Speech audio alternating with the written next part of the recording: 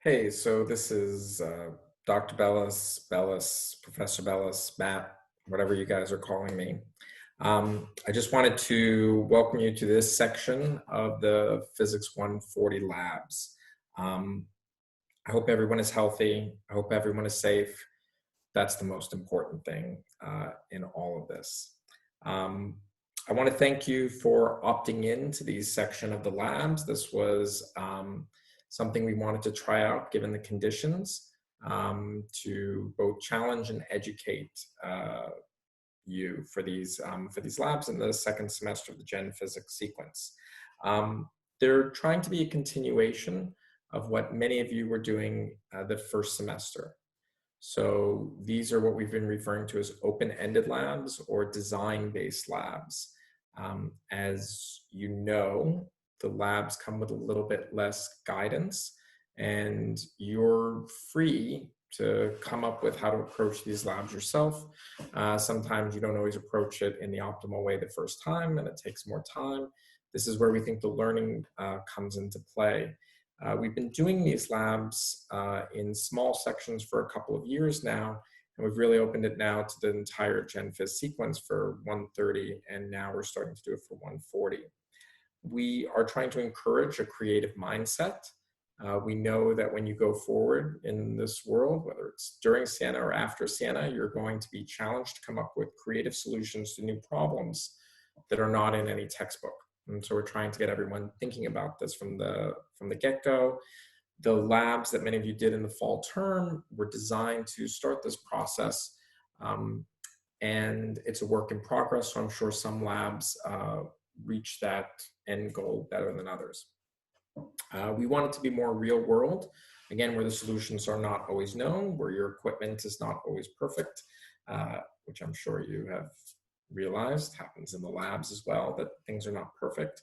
But this approach is now being adopted by many, many institutions. We started it at Siena, trying it out back in probably 2016. We workshopped some of it in 2015. But more and more physics labs around the country have started doing this. I've been helping organize the efforts at Siena. And so for those of you that have opted into these labs for 140, I'll be overseeing this content. If we get anything out of it, that's great. We're not expecting these labs to go perfect. We just want you to continue this work of pushing yourselves as scientists in whatever field you go into. I know not everyone who's doing this is a physics major. Some of you are pre-med or math. All of you are going to face some problems in your career which you can't look up in a book. And I hope that when you look back on these labs, they will be some source of comfort that you were able to overcome these challenges of experimental measurements and testing nature's laws. So there are 12 of you that have opted in.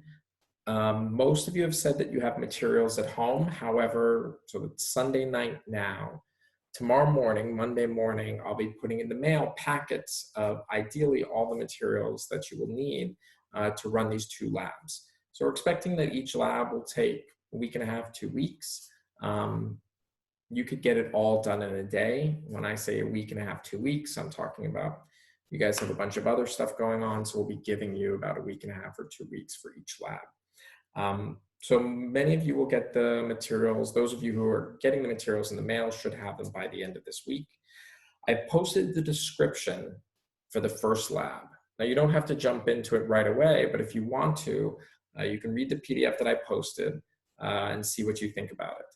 It's not obvious to me that the wording is going to be perfect, and so sometime by Tuesday, I hope to post a video kind of demoing and explaining a little bit more clearly what we're going to be asking you to do. But by all means, feel free to read the description and see what you think about it. I will post a collab notebook that you can upload your analysis to and submit it through Google Classroom. And I'll probably post a Word document that you can use also as a logbook. So if you're using your own materials, you should take some pictures of those materials and record them in the logbook. Think about this as you're doing a real experiment, how you're going to keep track of your your measurements and your lab equipment. You can email me with any questions. You can reach out to me either directly or through Google Classroom. You can post stuff to Google Classroom so that your peers can see as well. If you guys want to email each other, you're welcome to. Any advice or questions. We're hoping that we will get some good feedback from you about how to improve these labs. And I'm hoping that this will be an interesting experience. I know we all have a lot going on, and our schoolwork, particularly maybe sometimes these labs, can feel small and insignificant.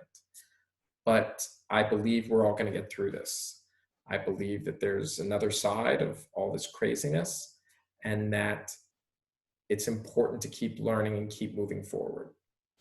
If I thought we weren't going to get through all this, I wouldn't care about these labs either. But I think we will get through it, which means that it's important to keep learning and pushing ourselves and growing, so that we are better, more intelligent human beings on the other side of this. I know that sounds corny and grandiose, but this is how I think. Those of you who have had me in classes, you know that's all quite sincere. So again, look for the Google Classroom page for some other explanatory videos. Feel free to look at the description of the lab that's posted. Reach out to me if you have any questions. Those of you who are waiting on materials, they should be to you by the end of the week.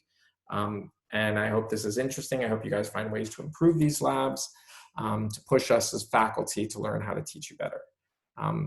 Be healthy, be safe, be well, and I'll be talking to you soon.